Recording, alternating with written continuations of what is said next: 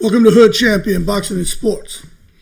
In boxing, you find a way to win or you find a way to lose. Make sure you like and subscribe. Follow me on all platforms, Instagram, TikTok, Twitter. I'll leave that donation for that Caesar salad. Since the fried rice and chicken wings, the doctor told me to leave that shit alone. Hey, man, who's the real star out here when it comes to boxing? The promoter or the fighter? That's what I want to know. Somebody tell me something. Because I'm looking at what's going on with Claressa Shields and Papoose. I'm looking at Conor Ben. I'm looking at what happened in the past over there with Bob Arum, Oscar De La Hoya, Floyd Mayweather, Crawford. Happening back there with Don King, Mike Tyson, and a whole bunch of fighters. Makes me wonder when I'm sitting back here just watching, man, how the landscape is growing, always changing. Different faces, entering boxing, exiting boxing. Makes me wonder, man, who's the real superstar here? When I look at Claressa Shields and Wynn Records and Demetrius Salita and Papoose, I'm telling you right now, Claressa Shields is the star, but I'm just trying to understand what I'm seeing, because if it works out, then cool. But I can't help but look at that situation with Claressa, Wynn Records, and Demetrius Salita and think about Mike Tyson and Don King. You know what I'm saying?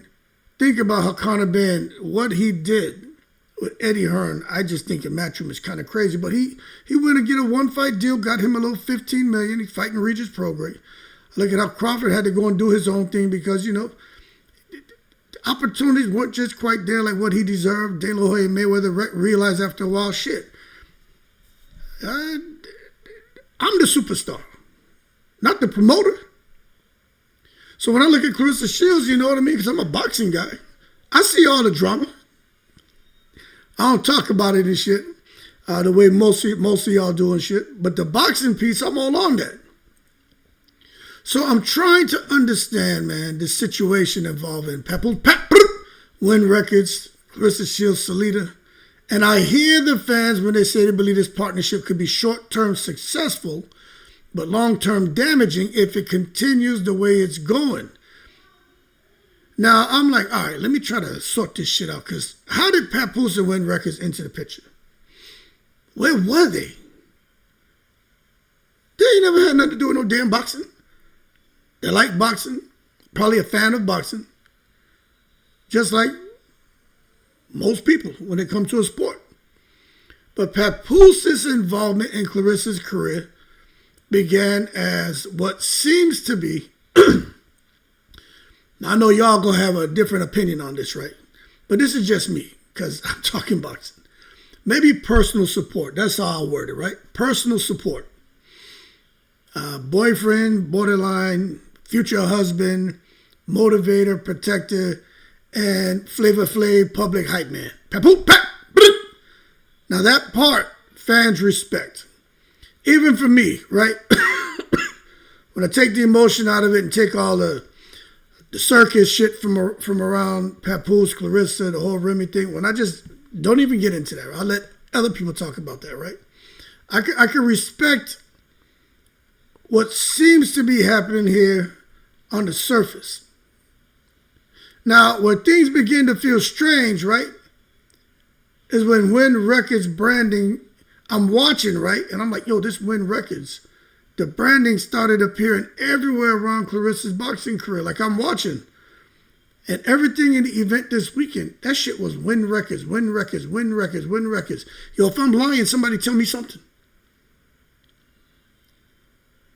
And again, still a bit early to say that what's going on is good or bad. They seem to be getting some small wins. I recognize that. And I'm going to call it straight down the line. If it ends up being a positive thing, a great thing, I'm going to say, yo, people, we were wrong. Or y'all were wrong and I was wrong. And, it was more of a positive thing. But right now, I don't know. I just know when I look at Claressa Shields, she's the superstar to me. Wynn Record ain't the superstar. Demetrius Salita is the promoter. You need a good promoter, but really, you don't even need that when you're on the level of Claressa Shields. The ring gear, the ropes, I even think the canvas, I can't remember the canvas, but I know on her clothes, post-fight interviews. I mean, there was like the Team Shields. Their apparel was Wynn Records. Claressa Shields is rocking Wynn Records. I'm like, yo, fans and even myself immediately were like, yo, where's the GWOAT brand? What happened to this shit? The GWOAT, the GWOAT, the GWOAT. Where's that? What happened to the main please? I'm the GWOAT, I'm the GWOAT. Where is that? That shit's less visible than Wynn Records now? Yeah, I ain't gonna lie, man. I got to scratch my head on that one, you know what I'm saying? I got to scratch their head on that one. Why they not pushing Claressa Shields? Yo, if I'm wrong, y'all type something in the comments and let me know. Now, in boxing, to me, that's a red flag. Fighters normally use their platform to push their own brand, not a third party's unrelated business unless it's a massive endorsement deal. Wynn Records is supposed to be a massive endorsement deal. You see, this is where it gets a little interesting because the whole thing about the $8 million and the $3 million signing bonus and all that, you know, this is where we, you know, you got to trust what they say, but we can't verify it. Now, if that's true, she, no kidding, got $3 million. Well, basically, that's almost like an endorsement deal. You know what I'm saying? It should be Wynn and Salida Promotions, but then that's kind of, I mean, she should wear the shit if that's what happened.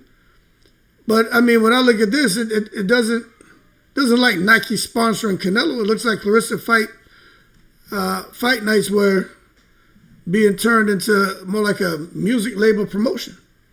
Now, that's just me.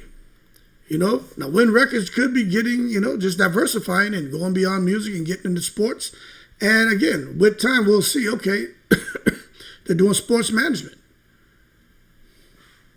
But it just looks to me, and I'm listening to the fans, they're like, yo, hey, Hood, it look like Claressa's fighting for Wynn Records instead of fighting as the GWOAT. What happened to that? Now, Demetrius Salida, I know he's doing little TikToks in his 1-2s and trying to learn the latest TikTok dances and shit. And that's cool to see him and Claressa out there having fun. You know what I mean? I'm all about positivity. But many fans point to moments like the Franchon post-fight interview where Salida was trying to speak. And, you know, he was abruptly cut off by Claressa Shields. She was like, Shadesha, you ain't kidding her. Shadesha ain't here? Shadesha ain't here? Even I noticed that shit. Like, damn. Demetrius Salida, you the boxing promoter, man. Why everybody getting more shine than Demetrius Salida? So it almost looks to me like Wynn Records is just slowly pulling Claressa to them and just pushing Salida out the way. Now that moment mattered because Salida has promoted Claressa for years. He's been the one who's been, how do young people say, 10 toes down or some shit. He's been out here 10 toes down. So, you know, makes you wonder what's really going on because he built her early professional platform. He was instrumental in women's boxing visibility, and Claressa had a lot to do with that. So seeing him not front and center, not controlling messaging, not visibly aligned with the branding, and not leading the show gave the impression that Wynn Records and Papoose were superseding the boxing promoter's role. Fans interpret this as boxing people are being sidelined by non-boxing people. And boxing history says when it happens, things usually go bad. Now I'm hoping everything works out. You know, I'm gonna be real. I like my jokes and talking shit. But I don't want to see nobody fail and flop. You know what I mean? If they can all come together in kumbaya, great. But at the end of the day, I can't help but sit here and compare what I'm seeing to past boxing splits. You know what I'm saying? And I'm not the only one. Fans are drawing comparisons to what they're seeing with Claressa, Wynn Records, Demetrius Salida. They're like, yo, this shit is like Mike Tyson and Don King. Mike Tyson was a superstar. Don King didn't do him right. And Mike Tyson, you know, ended up, he even beat Don King's ass, but Mike Tyson had to get away from him. Conor been in Matchroom. Now, there was nothing bad happening there. Nothing. Conor been just like he realized, yo, there's money to be made. I'm the superstar. I love Matchroom. I respect him, but I'm going to go take this one fight. Would love to go back to Matchroom, but I got $15 million here. So even to see what Conor Ben did with Matchroom is like, damn. But it's a split now. Terrence Crawford, Floyd Mayweather, and De La Hoya. De La Hoya was the golden boy at Top Rank. They were paying him money hand over fist. Floyd was like, shit, y'all ain't gonna pay me like that, I'm out. Something led to something with Floyd's contract being bought out, and he bounced. De La Hoya, something led to something, he bounced from Golden Boy Promotions, and De La Hoya never turned back. Terrence Crawford like, yo, man, y'all out here talking about the amount of money you've lost on me. You could buy a house in Calabasas, how you hemorrhage money. Okay, cool. Making it damn impossible to make the Earl Spence match and all these big fights for me because that other side of the street shit. Terrence Crawford shook them off, man. Stood on his own 2 feet, and look what Terrence Crawford ended up doing. So when I sit back and look at this, to me, the pattern is always the same. Fighters become stars. Claressa is a star. Contrast, restrict, flexibility. Fighter realizes too late they should be controlling their own brand. Is Claressa Shields controlling her own brand, or is Wynn Records her new brand? Because I sure as hell would have rather seen the GWOAT on the ropes or the GWOAT in the ring with Wynn Records. I want to see, maybe I miss it. If I miss it, y'all tell me something, because I ain't perfect. But I would have liked to see some GWOAT branding, the GWOAT somewhere. But I just think when they start realizing shit too late, that legal and career battles follow, along with embarrassment, humiliation, and turning around for a support system that was once there that's gone, and now you lonely, becoming no worrying because you got nowhere to go. And I listen to the fans out there. I also listen to the haters, but listen to the fans too. And even the haters and the fans are kind of singing from the same sheet of music. They're like, yo, Claressa's still in step 2. Contracts restrict flexibility and hasn't reached step 3 yet. Fighter realizes too late they should control their own brand. And when you got the Claressa Shields diehard fans saying the same thing as the haters, we should listen. Because I listened to what some of the fans were saying. They're like, yo, we love you, Claressa, we this and that. However, I don't know. This Wynn Records thing, and I'm like, and Papoose thing, and I'm like, damn. That struck me as odd.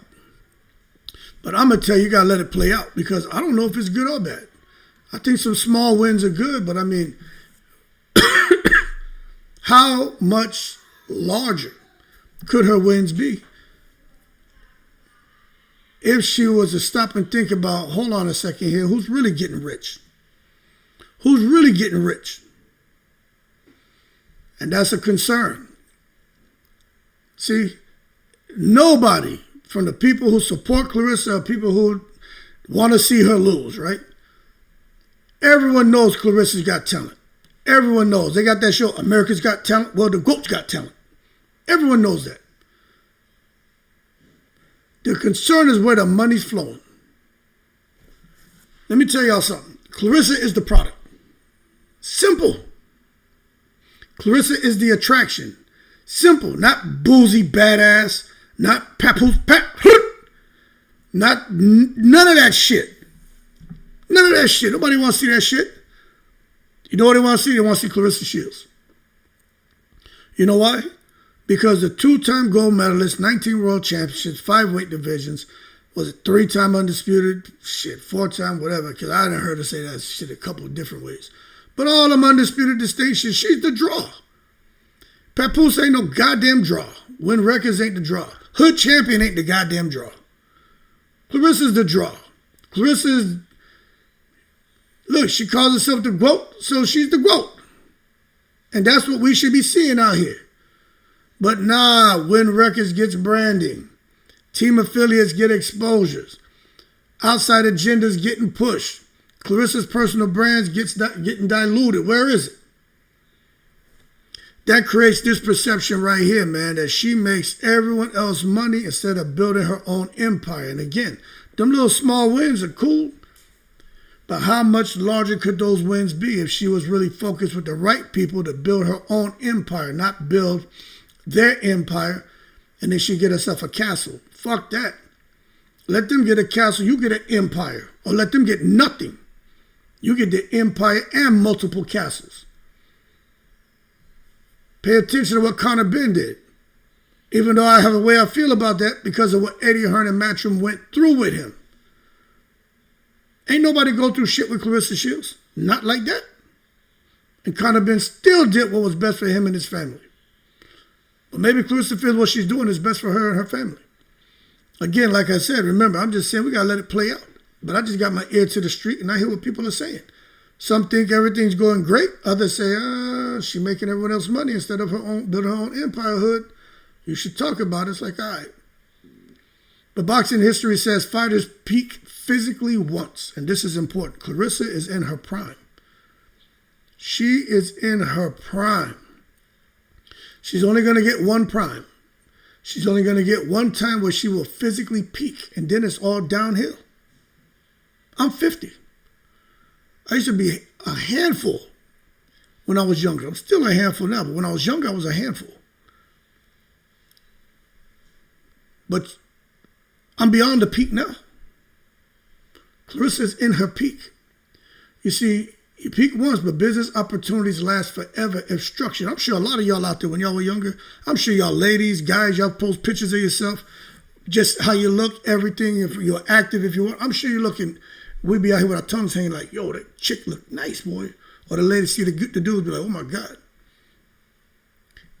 You can't get that shit back. You can just try to hold on. Try to hold on to that shit.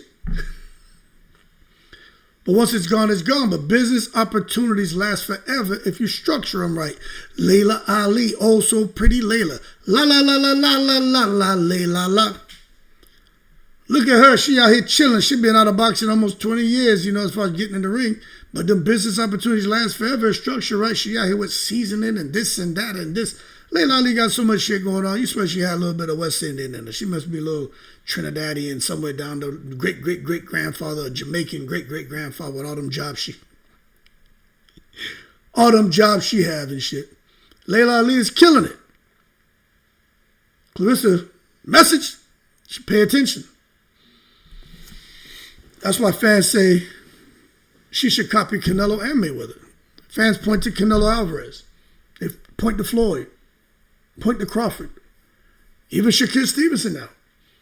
They all did the same thing. Short-term fight deals. 2-fight deal here. 1-fight deal here. Mayweather had his stuff locked in with Al Heyman and Showtime, and they're going through their shit right now. But you see Floyd made real money. Canelo, a couple fights here with whoever could give him the most money. And if not, they don't have nothing for him. Canelo tell you, I'm going to go wherever I can go get the opportunities. Canelo went to PBC. Canelo fought everywhere, getting his money. Now he over there with Turkey Al-Sheikh. Short-term fight deals, no long-term promoter control, negotiated fight by fight, control the image, and sponsors. Fans believe Claressa should self-promote, partner temporarily, license her brand, which I believe it is, I'm not sure, and own her platform. She's at a point she can do that. She don't need to be permanently tied to no music label branding, no personal relationships, no non-boxing business strategies. I'm not saying she can't do it, but the key word is permanently tied. Permanently tied. If that's where the money is, cool, then go somewhere else where the money is. But I tell you what, there's a lot of people that think this is going to be short-term success. I want to say short-term, big events, hype, viral moments, media attention, right? She's getting that. Am I lying? She got a big event in Detroit. It was a big event. There's a lot of hype around her, right? She had a few viral moments. Not necessarily the best, but it was a viral moment. And she got a lot of media attention. The whole goddamn social media is on her. There's a couple of little interviews she's done, but she has that. That's short-term success. The long-term risk is what she faces right now. Brand confusion. Because it ain't about the GWOAT, it's about Wynn Records. It ain't even about Demetrius Salita. Everything's about Wynn Records. I think long-term there could be some business disputes, some loyalty conflicts, some legal mess, and career stagnation, because by the time she realizes, and this is how the fans are talking right now, when Claressa realizes she's the star, contracts and relationships may already be locked in, and some shit could be permanent. And in boxing, when you realize that, it's too late, and it's usually real expensive to get out of it. Now, I'm going to tell you again, I hope it all works out. I don't know what's going to happen. Who do I know? If only the fly on the wall could talk, we'd be in business. But the fly on the wall can't talk. He just fly around and annoy the shit out you. Now, a different path could look differently, you know what I mean? Because I'm listening to the fans. They imagine a scenario where Claressa uses GWOAT branding on all fight nights, has her own merchandise, all around the venue, all over the internet, all over the website. But everywhere you turn, it's the GWOAT, the GWOAT, the GWOAT. Has her own production company, signs 1 fight deals, 2 fight deals maybe for the biggest amounts of money, and then pivots. She controls her marketing, chooses opponents freely. That's how legends build wealth beyond belts. Yes, she's got the belts. And she got money, you know. She got money, but does she have wealth? No, she doesn't have wealth. Maybe Wynn Records and Demetrius Salita are going to lead her down that path. But they will be making a whole lot of goddamn wealth along the way. And again, I think they get the empire and she gets the castle. It shouldn't be like that. She should get the empire and the castle. That's just how I feel. And this feels ugly to fans because what started as this is fun and supportive for the diehard Claressa Shields fans, now they say, oh, this shit is a little bit messy and uncomfortable. Yeah, she can fight. We support her, but we don't know about all this other stuff. See, fans don't like seeing promoters sideline. They're the ones who pointed that out to me. And I was like, what? And that didn't come from these people who are hating on Claressa. These are people who support Claressa. Sent me a text message. A couple of them. Hey, Hood, we know you're neutral. You make your jokes, but you're fair. You're neutral. What you think about this? I'm like, I didn't really notice it. Then I went back and looked at stuff there. I paid attention. I'm like, oh, yeah. It does seem like Demetrius Salita is getting sidelined. It seemed like there's some branding conflicts as far as what should be pushed front and center. The interviews, you know, nobody wants to see an awkward interview. And nobody wants to see personal relationships coming to an end, which we saw that happen. And we don't want to see personal relationships crossing business lines where you got someone who's promoting an event in a relationship with the person being promoted. So boxing fans are cynical because history trained them to be because we keep up with boxing. So the final message from fans, you know, this ain't fact at all. It's conversation, it's perception. They're like, yo, Claressa, you're the GWOAT. Act like a CEO, not the employee. You are the effing star. Don't allow yourself, again, this is just perception.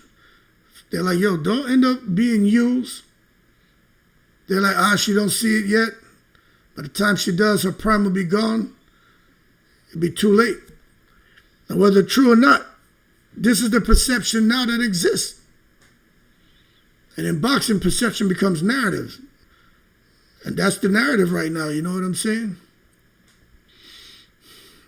Is her business direction putting her legacy at risk? I think so. And the reason I think so, because I just look at her and see a 2-time gold medalist. And I see all the shit going on. And I'm like, why? If there's real money behind what she's doing and the ranting and raving and all the promoting and cussing and carrying on and the baddies and the Zeus and the music and the rapping and the vulgar language and all that, I mean, 2-time gold medalist. Not for a 2-time gold medalist. And that's just my position. I'm just going to say it. Not for a 2-time gold medalist. No. No, no, no, no, no. I was saying it back in the day when I first saw her fight. I was like, yo, this girl should be a gazillionaire. You go look at my videos, I was saying that. I couldn't understand. What the fuck? People are supporting this woman, man. I used to get upset. I sit back watching now, I'm like, maybe that's the shit that was going on back then. I just didn't see it. I'm out here ranting and raving, getting in arguments and shit about Claressa Shields to people, man. But now I don't argue shit. I sit back here and I just listen. And then I'll sit there and trip up because I agree with a lot of shit they saying. But I also can sit back here and look and see that Claressa's the star. I still want Shadaysha Green to fight and I'm rooting for Shadaysha Green. But Claressa is the star. Papoose ain't no goddamn star. Wynn Records ain't the star. Demetrius Salita ain't the star. Look at all these goddamn fighters. The fighters are the star. I'm for the fighters. I'm pro fighters.